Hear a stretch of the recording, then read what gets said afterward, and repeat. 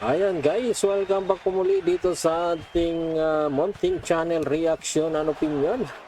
Tayo po ngayon ay manonood at syempre magbibigay po ng ating pong reaction at opinion dito po sa pangalawang nakuha ni Alex Ayala, ang ating kababayan na ITF titles mga kababayan sa kanya pong tennis career po. At ito po ay naganap sa Chiang Rai, Thailand. At ang kanya pong nakalaban po dito ay si Loxika Komkom mga kababayan. Oo. So ito po ay panoorin na po natin itong pangalawang nakuhang titulo ni Alex Ayala. At ang ating pong siyempre panonoorin po natin kung paano po ito tinalo ni Alex Ayala, ang isa pong Thailander, para siya po ay magkaroon ng second ITF title or International Tennis Federation title mga kababayan. So ito na po yan.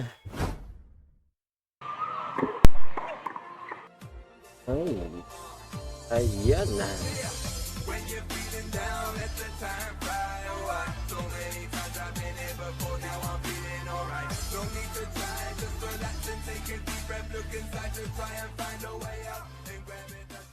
So ito po ay sa taong 2022 mga kababayan. So ibig sabihin kung 2022, 16 years old lang dito si Alex Ayala. Oo. Kasi 20 years old pa lang siya ngayon eh. Pero malapit na yung kanyang birthday. May 10 yata. Magto-21 na siya or June. Yung pagkakalam ko Mayo eh. Oo. Ayan, nauna dito si Loxika Komkom ng Thailand. 1-0 na.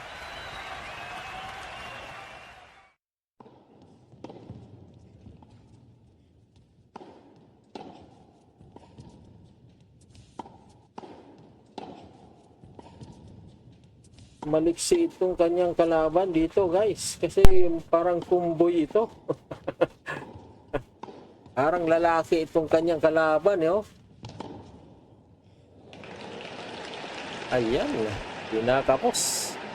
1-1 na sila. Nauna na ngayon si Alex, 2-1.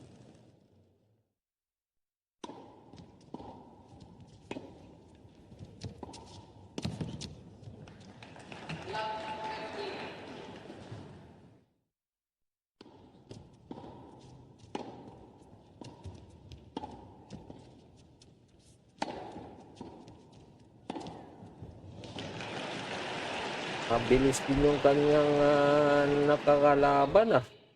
Oh, ayan, tuto na.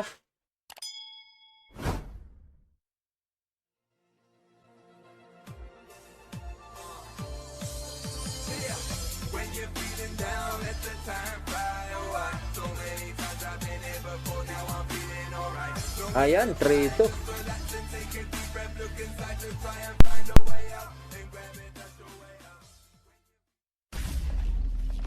Pinapagod ni Alex.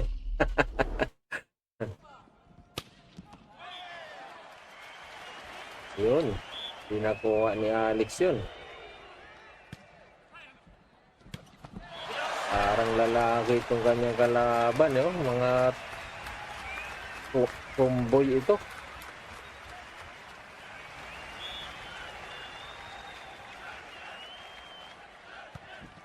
Trade. Hanggang close fight pa lang.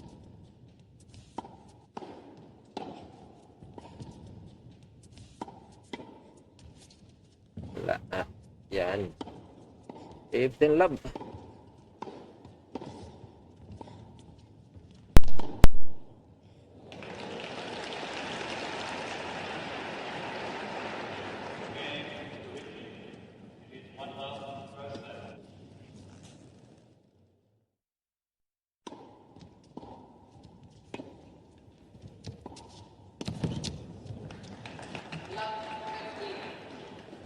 Four na oh. Talagang dikitan lang pala talaga ang laban na ito.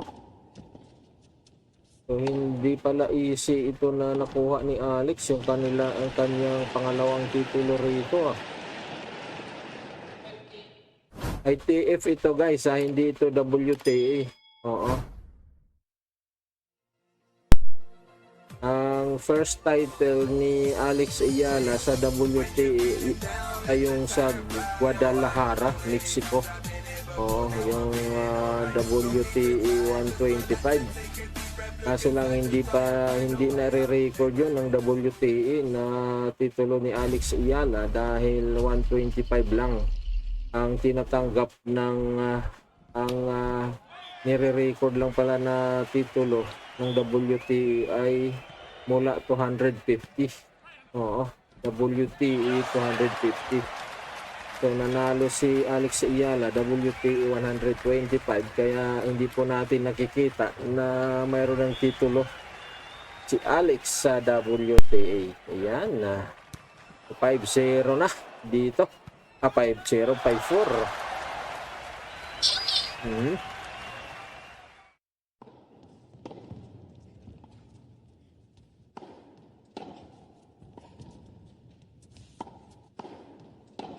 Magang dikitan ang laban na ito, yo.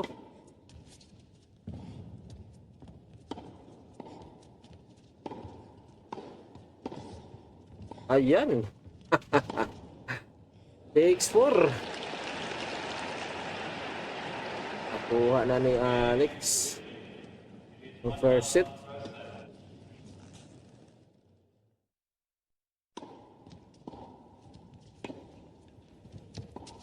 Ang liksi pa ni Alex dito, 16 years old siya.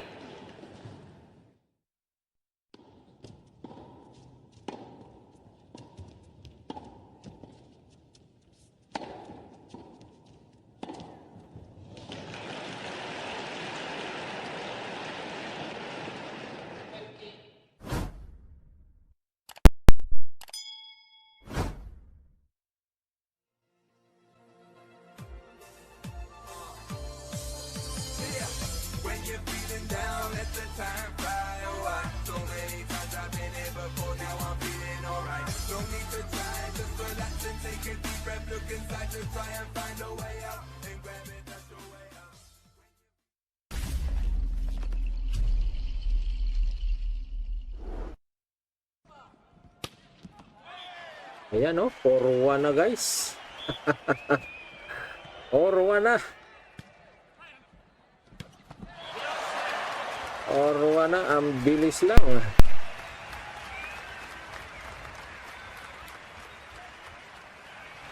Tinambakan ni Alex wala rito, second set. Ayan, matatapos nga ito. Ayan na guys, nakuha na nga. Ay, hindi pa. Oo. 5 pa pala. 5-2 pa lang pala. Masyado tayong advance. Out. Pasok. Ito pala yun. Ayan na.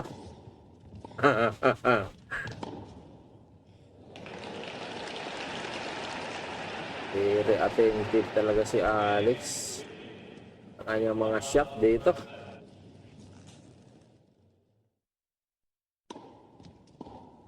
Ayan, oh. Ayan. Sumuko na. Ayan na. Pero guys, hindi pa po yan tapos. Itong si Loxica Kumkum ay binawian po nito si Alex Ayala.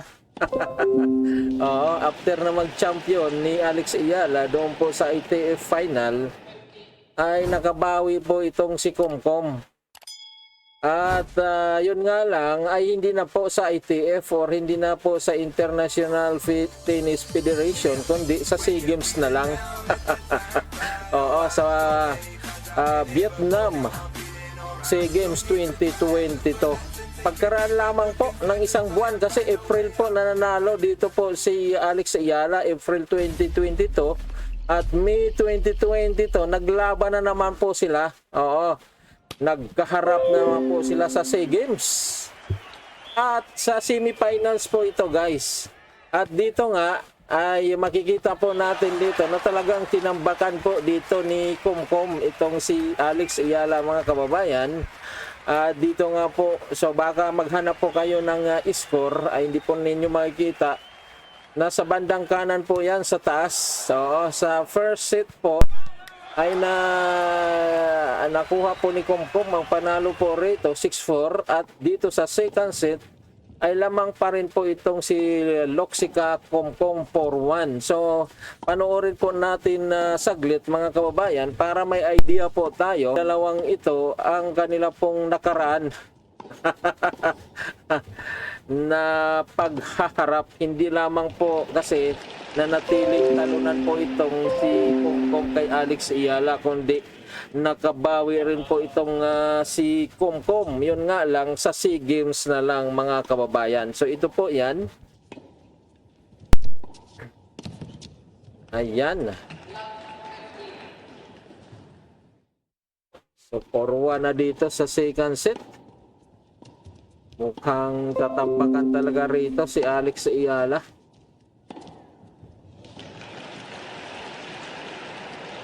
Tomboy nga itong si Kumkum talaga. Oo. Kilos lalaki, oh. Ayan, 40 love. 4-1.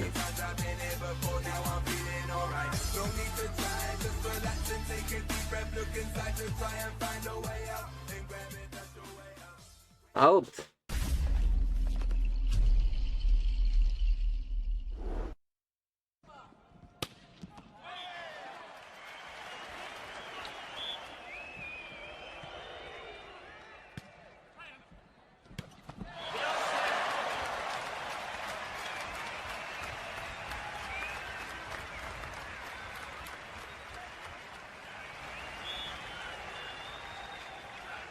Tayo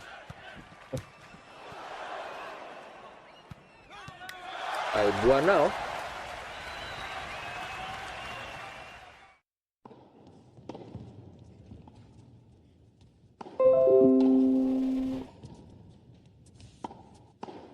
Ala.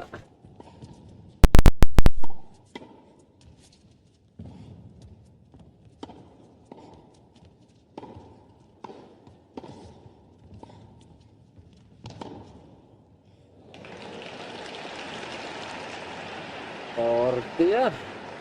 Laborte. Isa na lang.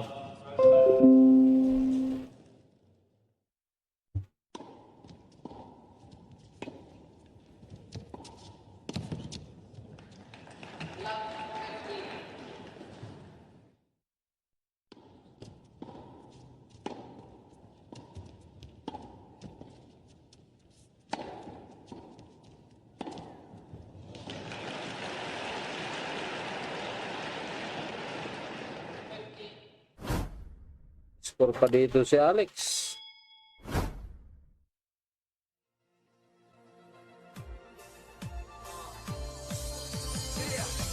Ayan na. Ayan na guys, maraming salamat po sa inyo pong panonood. Okay po.